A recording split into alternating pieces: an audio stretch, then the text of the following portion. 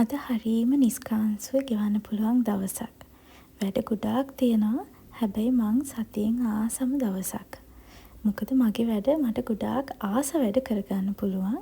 ඉතින් දැන් වෙලාව උදේ 7:00ට විතර ඇති. මං රෙදි ටික එහෙම සෝදලා වනලා දැන් මේ මගේ මල් පාත්‍ය වටේ චුට්ටක් කැරකිලා යන තමයි ආවේ. පොඩි වැහි අන්ධකාරයක් තියෙන හින්දා අද මල් වලට වතුර දාන්න ගත්තේ නෑ මං උදේම. මං දැන් උදේම යන්නේ උයන්න. උදේම කිව්වට සෙනසුරාදා ඉරිදට අපි චුට්ටක් පරක්කු වෙලා නැගිටලා පරක්කු වෙලා තමයි උයාගන්නේ. ඉතින් මං අද සැමන් එකක් තෙල් දාලා පොල් රොටිය හදා ගන්නවා. මොකද සතියේ දවස් 5ම අපි හදිසියට හදාගන්න කෑම තමයි කන්නේ. මේ වගේ කෑමක් වෙනස් කෑමක් හදාගන්නේ සෙනසුරාදා ඉරිදයි හරි සතියේ දවසක නිවාඩු දවසක් තිබ්බොත්.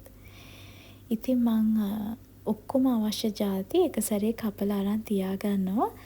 දැන් මේ චූටි කොටු ලුණු නම් කැපුවේ පොල් රොටියකට දාන්න. අමු මිරිස් තක්කලි රම්පේ කරපිංච ඔක්කොම කපලා භාජනයකට දාගෙන ලිප ගාවට යන්නේක ගොඩාක් ලේසි ටක් ගාලා උයා ගන්න පුළුවන්. අද මං තෙල් දාගන්නේ මට අක්කා රටින් ගෙනල්ලා දුන්න මෙන්න මේ වගේ සැමන් එකක්. ඒක අපේ රටේ සැමන් වලට වඩා ටිකක් වෙනස්. හැබැයි හුඟක් රසයි. හදිසියකට උයා ගන්න එහෙම හරි ෂෝක්. මම මේ සැමන් එකට ගම් මිරිස්, කෑලි මිරිස්, අමු මිරිස් එහෙම ටිකක් වැඩිපුර දාලා ටිකක් සැරට හදා ගන්නවා. මොකද පුතා නම් සැර කන්නේ නැති වුණාට පුතාට දෙන්නේ බටර් ගාලා රොටි එක. ගෙදර අපිට කන තමයි ටිකක් සැරට මේක හදාගන්නේ. ඉතින් මේ සැමන් එකේ මේ ඇතුලේ තියෙන වතුර එක මං අනිත් සැමන් හදද්දි වගේ අයින් කරන්නේ නැහැ. මොකද මේ වතුර එක සන්ෆ්ලවර් ඔයිල් එකක් එක්ක තියෙන වතුර එකක්. ඉතින් ඒක නිසා ඒකේ පොඩි රහක් තියෙනවා. මං ඒක නිසා ඒක අයින් කරන්නේ නැහැ. දැන් මම සැමන් එක හදාගෙන ඉවර වෙලා මගේ උදේ එනර්ජි ඩ්‍රින්ක් එක බොනවා. පොල් වතුර හැමදාම අපේ ගෙදර උදේට පොල් බින්දිනවනේ. සම්බෝල හදන්න හරි නැත්තම් කරීස් හදන්න හරි. එතකොට මං අනිවාර්යයෙන්ම මේ පොල් වතුර එක බොනවා.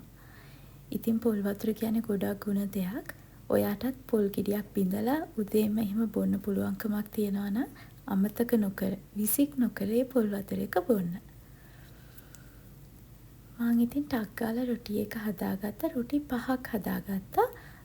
4ක් මේ ලුණු මිරිස් එහෙම දාලා අනිත් එක පුතාට බටර් ගන්න හින්දා ඒව දාන්න නැතුව පොඩි රොටියකුත් හදාගත්තා.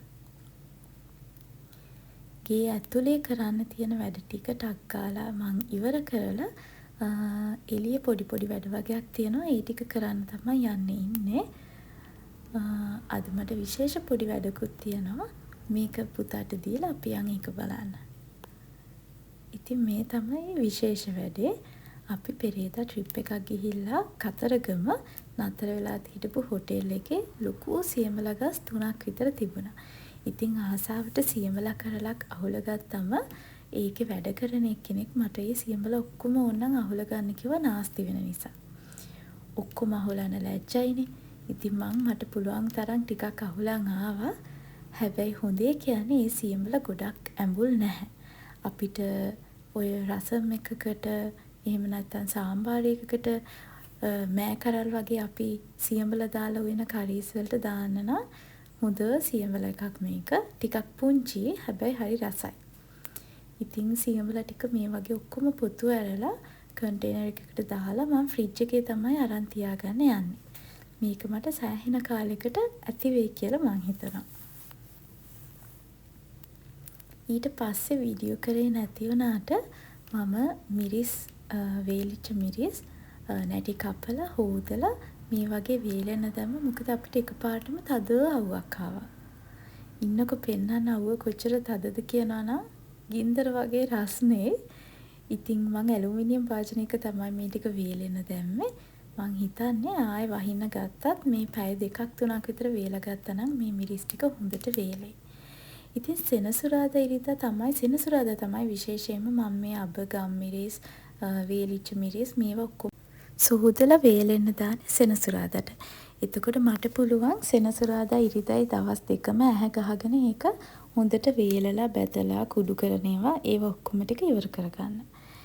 ඉතින් මේ ගිනි ගහන අවුවට මං මිරිස් ටික දාලා මම දැන් යන්නේ පුතත් එක්කලා පොඩ්ඩක් පොතක් කියවන්න. මොකද නිවාඩු දවසේ එයාටත් පුංචි වැඩක් හරි කරන්න ඕනනේ. හවසට තමයි අපි හෝම්වර්ක් එහෙම කරන්නේ.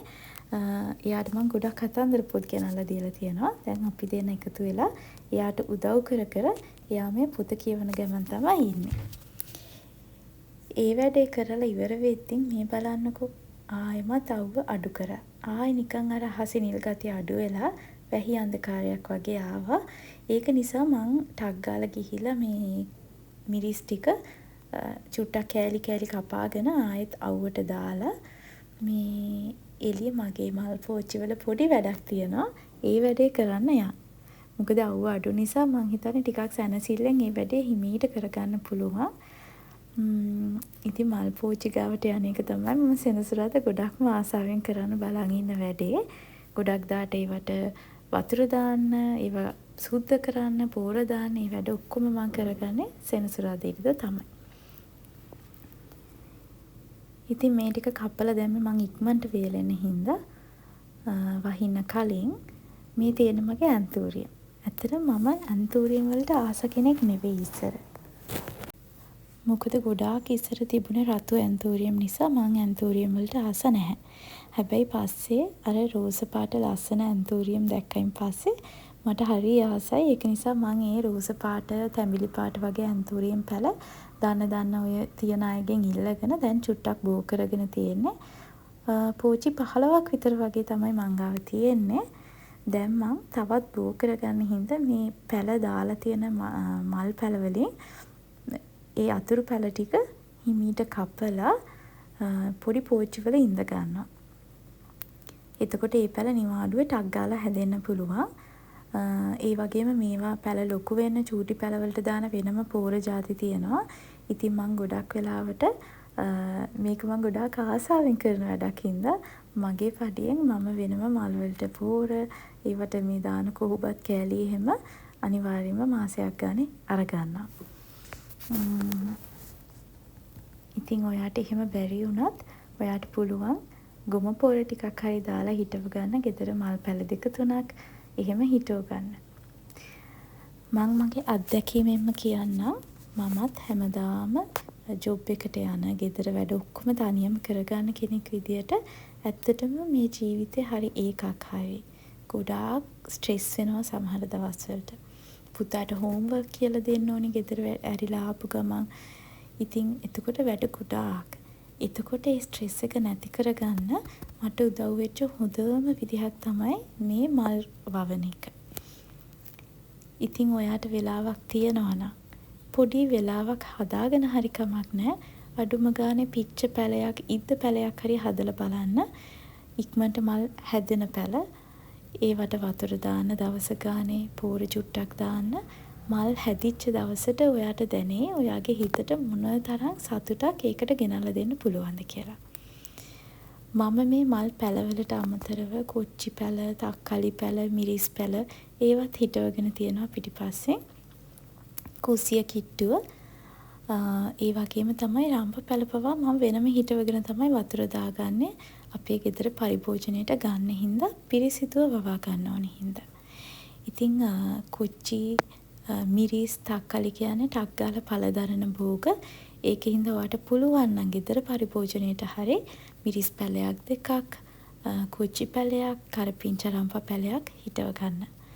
ඒක ඔයාට අමුතුම විදිහේ සතුටක්, නිස්කලංක බවක් ගෙනල්ලා දෙන හොඳ හොබි එකක් වෙයි කියලා මං හිතනවා. මං විශ්වාසයෙන්ම කියනවා. ඉතින් කපාගත්ත ඇන්තූරියම් පැල ටික මං මේ වගේ මගේ පරණ ප්ලාස්ටික් පොඩි පෝච්චි වලට ඉඳව ගන්නවා.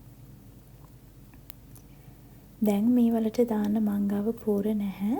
අනිත් එක පැල ඉඳවපු ගමන්ම පෝර දාන්නත් අවශ්‍ය නැහැ.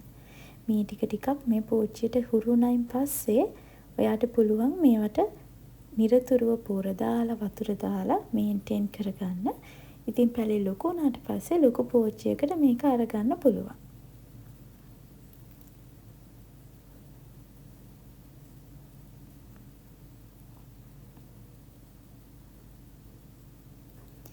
ඉතින් මගේ සතිය දවස් 5 රුටින් එකේ මම ගෙදර ආපු ගමන්ම කරන වැඩේ තමයි මගේ මල් පෝච්චි වටේ චුට්ටක් කැරකිලා ඒ වගේ පර වෙච්ච කොළේ එහෙම අරන් දාලා එහෙම කරන එක. ඒකෙන් මම ලොකු තෘප්තියක් ලබනවා. ඔයාලා මගේ වත්තට આવොත් දකි ගොඩාක් මල් පැල නැහැ. හැබැයි තියෙන ටික මම පිරිසිදුව පිළිවෙලට තියාගෙන ඉන්නවා.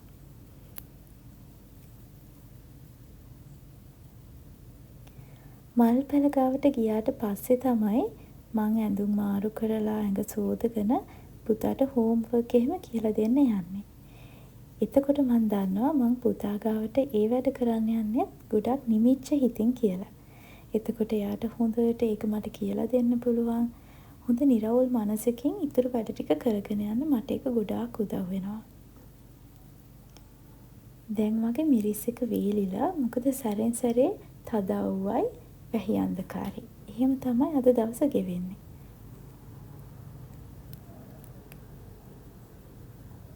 හවසට කොහොමත් වහී කියලා හිතුන නිසා මම උදේම අතුගාලා රොඩු එකතු කරන්නේ නැතුව මගේ මේ වැඩ ඔක්කොම ඉවර වුණායින් පස්සේ මම දැන් මේ ටික අස් කරලා අතු ගන්න ගත්තා.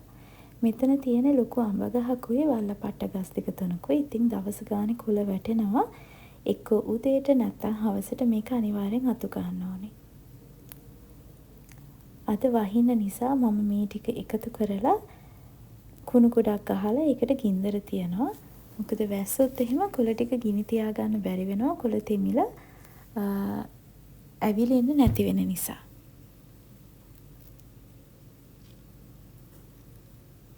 අතු ගාන ගමන් පාළුව යන පුතාත් ඉතින් සැරෙන් සැරේ ඇවිල්ලා කියෝ ඉන්නවා. මම දැන් මේ ටිකට ගින්දර තියලා ඊළඟට යන්නේ මගේ වීලිච්ච මිරිස් ටික පොඩ්ඩක් කබලේ බැදලා කොටලා ඒක අරන් තියලා ඇඟ සෝද ගන්න.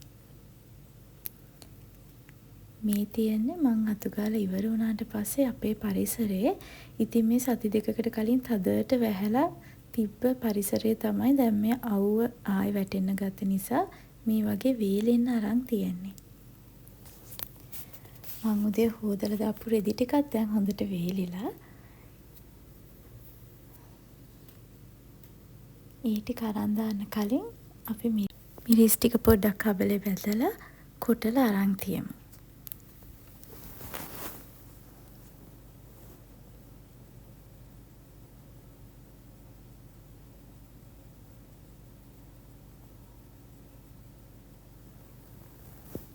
ඉතින් ඔයාට පුළුවන් හැම වෙලේම ගෙදර පාවිච්චියට ගන්න මේ කුළුබඩු පිරිසිදුව මේ වගේ ලෑස්ති කරගන්න පුළුවන්. ඉතින් මං ඊට පස්සේ වොෂ් එකක් දාගෙන එන්න තමයි යන්නේ. මොකද ඊට පස්සේ මට කරන්න තවත් පොඩි වැඩක් තියෙනවා. ඉතින් ඊට කලින් මම වොෂ් එකක් දාගෙන ඇවිල්ලා ටිකක් තද කහට දාලා සීනි නැතුව කිරි එකක් හදාගත්තා. ඊට පස්සේ අක්කම ගෙනල්ලා දුන්න ක්‍රීම් චීස් එකකින් ක්‍රීම් කැකර් දෙකකට ගාලා ඒකත් කාලා තේකත් පීලා මං දැන් මේ යන්නේ මගේ ඊයේ බඩු අරගත්ත බිල් ටික සෙටල් කරගන්න. ඉතින් මං හැම මාසෙම සැලරි එක ගන්න කලින් මං ඒ සැලරි එක වියදම් කරන්නේ කොහොමද කියලා ප්ලෑන් කරගන්නවා. පොඩි ඩිපොසිට් එකක් දාගෙන යනවා. ඉතින් ඒකටත් සල්ලි වෙන් කරගන්නවා. මගේ එදිනෙදා අනිත් සපත්තු සෙරෙප්පු ඇඳුම් එහෙම ගන්න අවශ්‍යතාවයක් තියෙනවා නම් ඒවට වියදම් වෙන් කරගන්නවා.